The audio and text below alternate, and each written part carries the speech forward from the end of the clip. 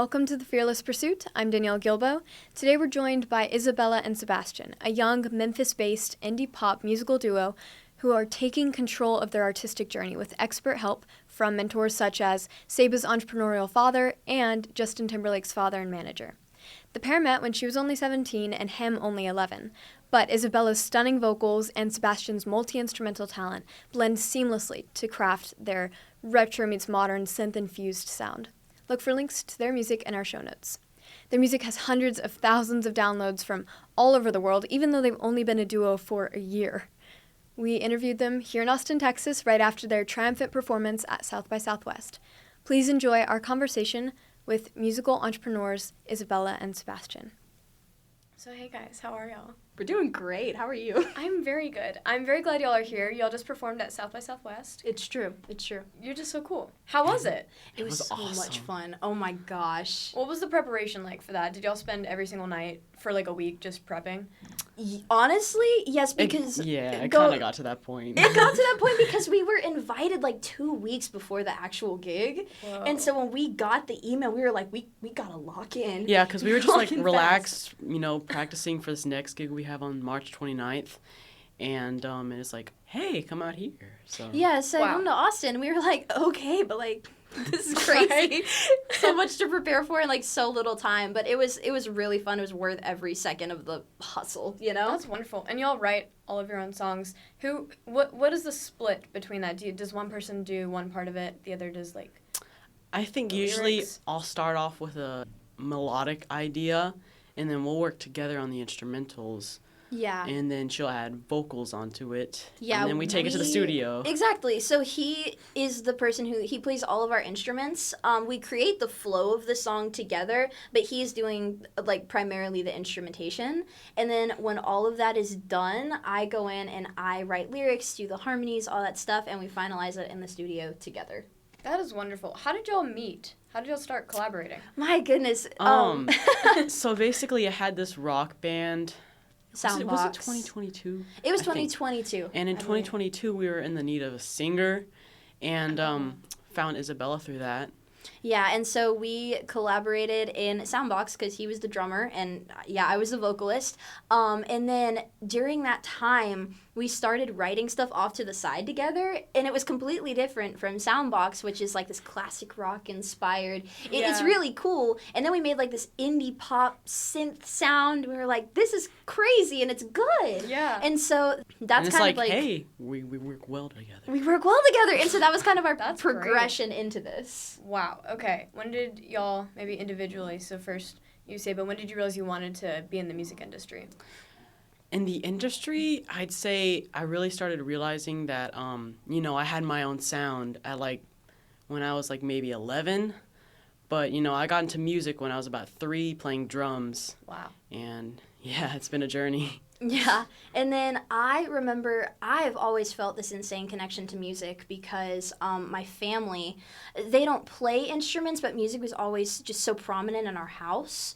And so growing up from the ages of 5 to 9, I would throw these little concerts in my room and I would make my family watch me perform, and it was I crazy. love that. Sorry mom and dad, but it had to happen for me to get here. Yeah. And then when I was around 11, I wrote my first song.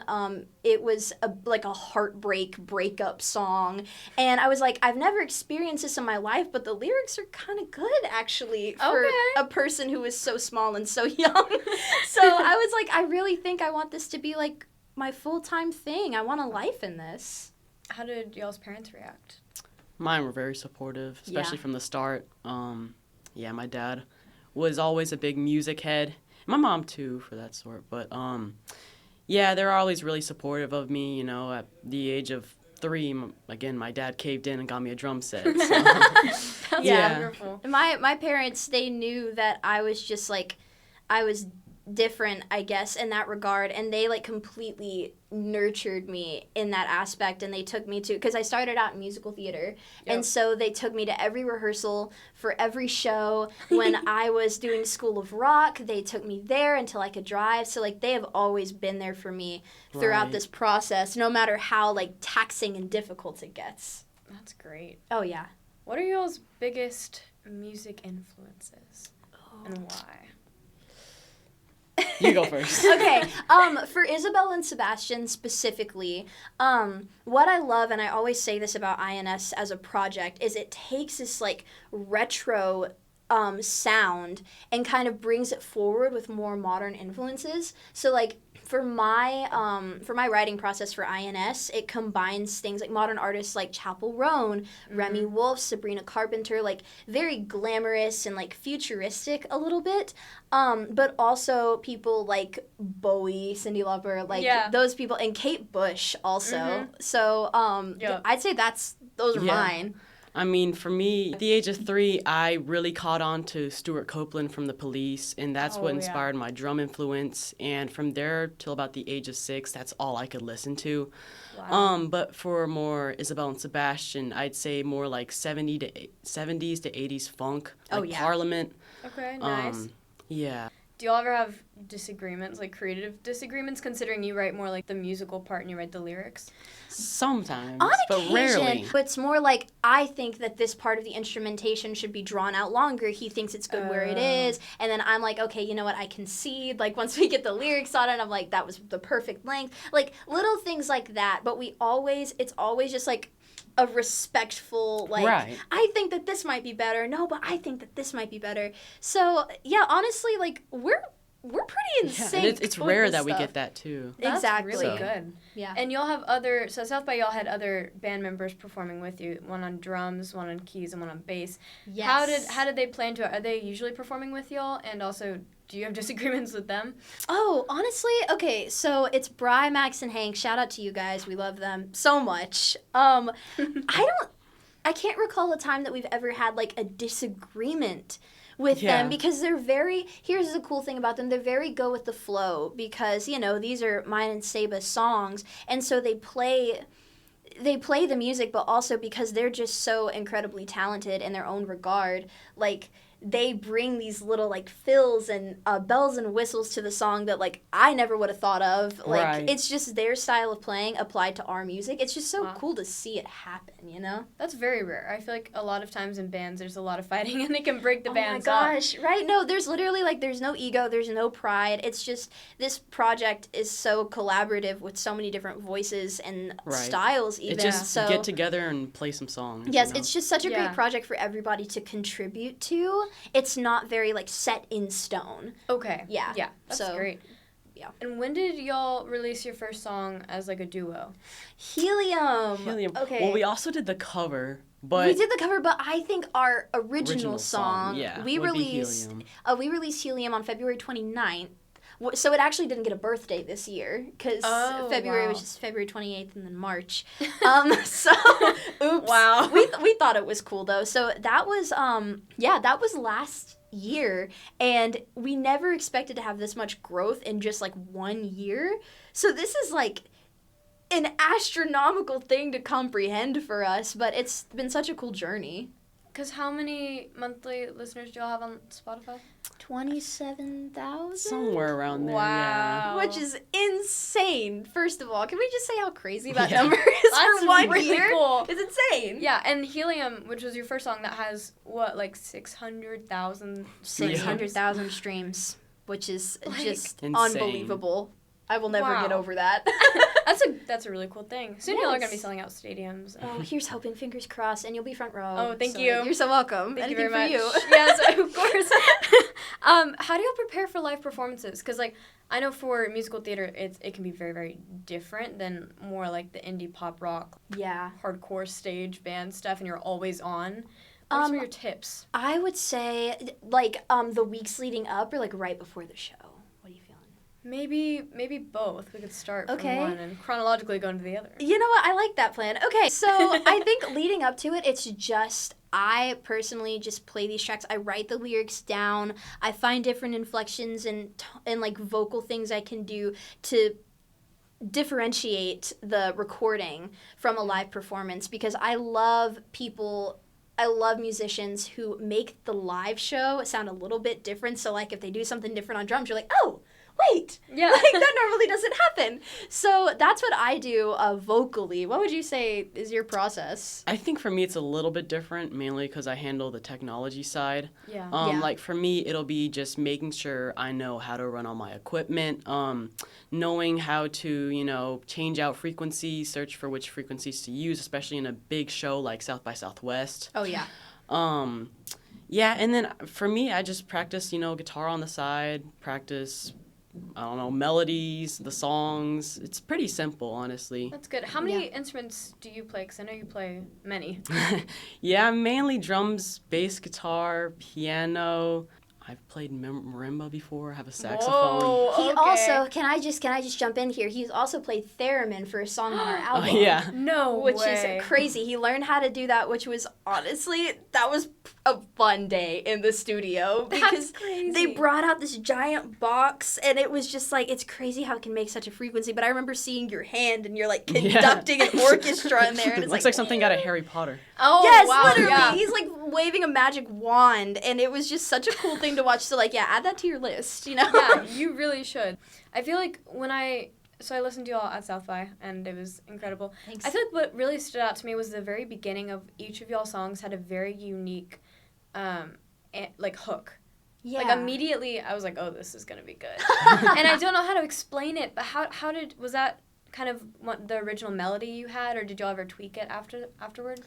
I would say, honestly, okay, whenever we create an instrumental or like you start with some kind of like melodic thing you got going on, I would say that it stays pretty much the same throughout the writing process, especially our introductions, because I feel like that's the thing that we normally start with anyways. Like hopscotch, that like little like bell sound that you hear in the beginning, that was the very first thing we did for that song. Wow. And we knew it had to stay because it was like hopscotch had this great build-up, especially when the vocals kick in, like that little 3-part chorus in the background. It just feels very like, oh, here we go, you know? It was really intriguing. It made it Thank a you. lot more enjoyable to listen to, because it's not, I mean, the whole thing, I felt like the melody was changing in a way that felt consistent with the song. Right. So And you like could have different fills and stuff. for me, like if you're looking at it from an album perspective, say you're listening to a brand new album by some random artist you never heard of. If the first song doesn't catch you by the first 5 seconds, who knows if you're going to listen to the second song? Exactly. Same thing for the Yeah. first song and the second song. Who knows if you're going to listen to the third That song? first thing has to be like a punch in the face. It's got to be like, oh, wait. So it's got to have this like anticipatory feeling to it, and I feel like we like capturing that in our songs because our songs are just so fun. Like, to me, our songs feel a little bit just like being a kid on a roller coaster, almost. Ooh, I like that. Like, it's just exciting, and you're like, woo, like, this is great. And so I love our intros, honestly. Me too. You can see it when you're on stage. Like, y'all both really light up. And I think, do y'all like performing on stage, or do you like the craft of just, like, writing the music better? Oh my gosh, that's the most difficult question I've ever been asked in my life. Because that's the thing is, like, I would say, okay, the best way that I could put it for myself personally is that being on stage performing feels like I am alive. I am present in this moment, experiencing this incredible thing with all these different people. Like, I feel very connected to the people.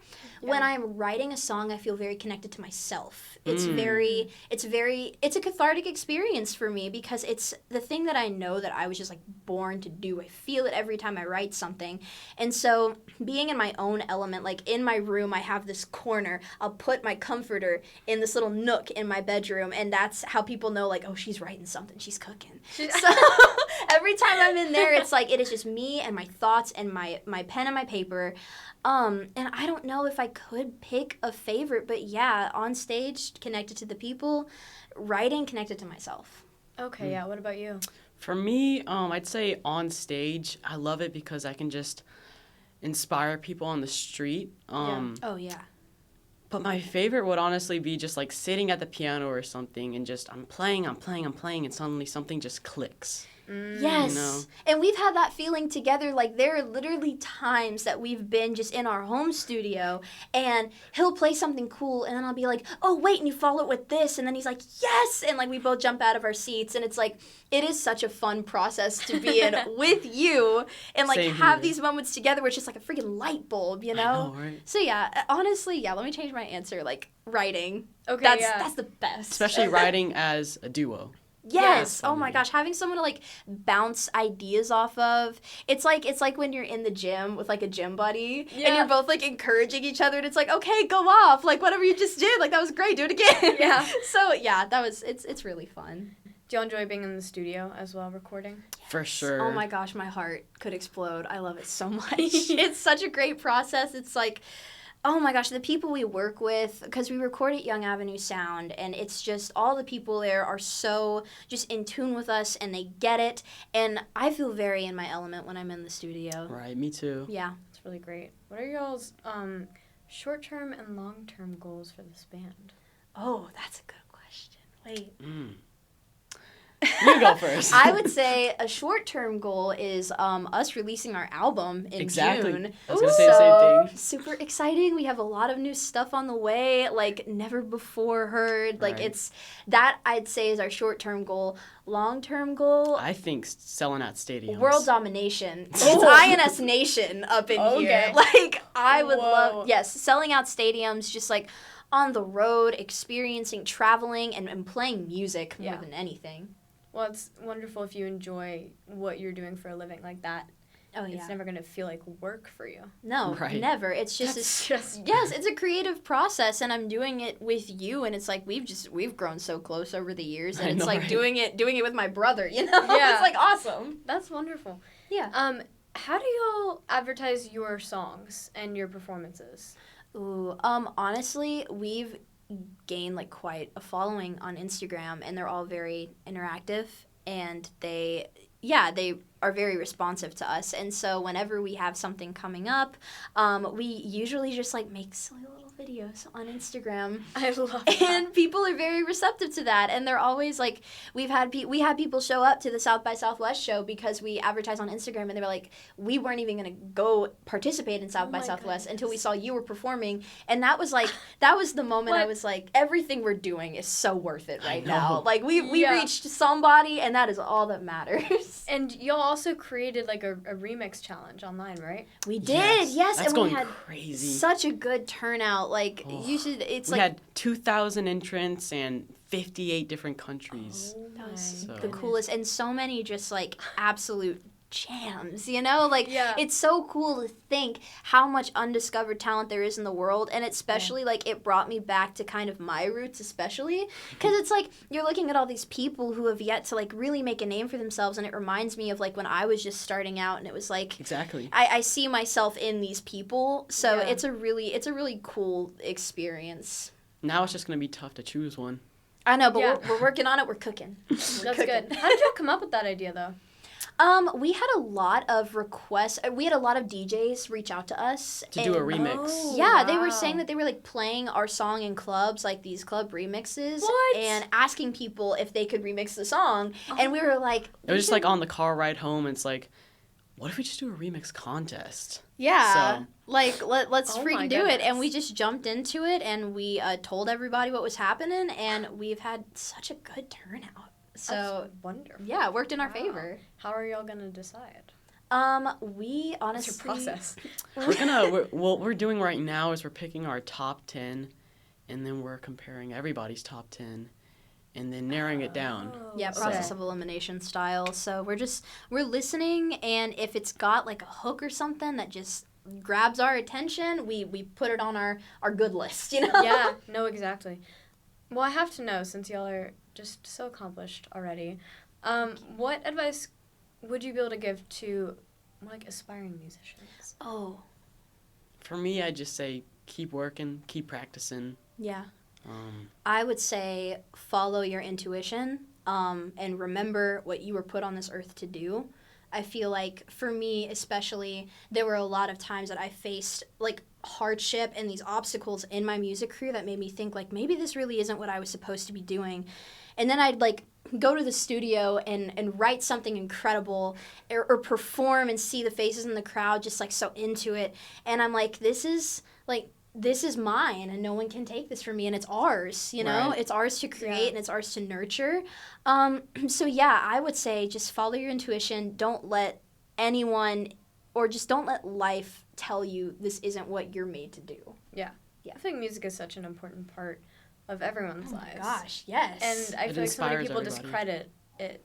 Yes, and it's crazy. It is really crazy because it is such a difficult career path to follow, but it's so prevalent in so many lives, and it's just such a cool way for humans to connect with one another. And it's like you need to take a step back and just see how much value there is in human connection, and like a song resonating with somebody, like a cool instrumentation getting you excited or like making you feel something, because like not every career should look the same. Like, people were put on this earth to do different jobs, and like if yours is entertainment and like making people feel something, like that is equally as important as like a doctor, you know. I am a firm believer in that. It's just crazy that my dream job is something that I'm doing right now. Yes, that's what's literally extremely inspiring to me, at least. Yeah, such a gift. Wow.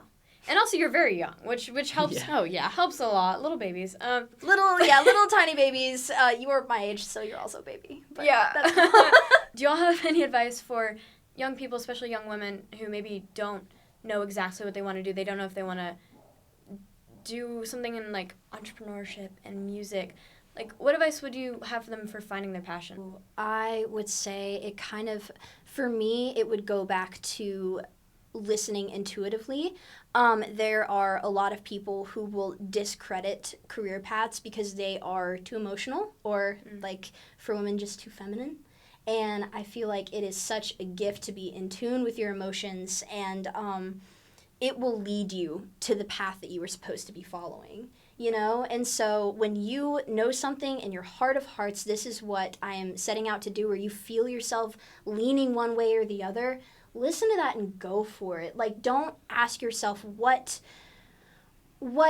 should I be doing according to society's standards? Ask, what could I be doing to like further nurture like the inner child inside of me? What makes me happy? What brings me joy and peace? That's like the most important advice that I could give to anyone, really. Yeah. Well, y'all have a performance coming up on 29th? Yes, March 29th. Where is it going to be? What are y'all performing? It is, okay, so it's in Bartlett. It is a Bayou Bash, which is pretty cool. Whoa, I fancy. know, Okay. crazy. And it's the first one in the city, which is like, what a cool thing to be a part of.